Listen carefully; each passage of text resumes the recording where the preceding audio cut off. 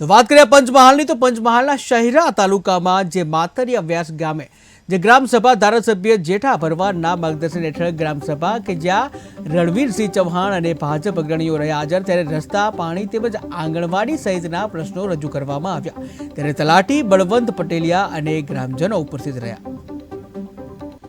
માતરિયા વ્યાસ ગામે ખાસ ગ્રામસભા ભરી અને સરકારના તમામ વિભાગના કર્મચારીઓ હાજર રહેલા હતા અને લોકોના જે લાંબા સમયથી જે પડતર પ્રશ્નો હતા એના નિરાકરણ માટે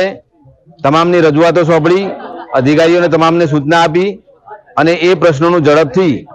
સોલ્યુશન થાય અને પ્રશ્નોનો ઉકેલ આવે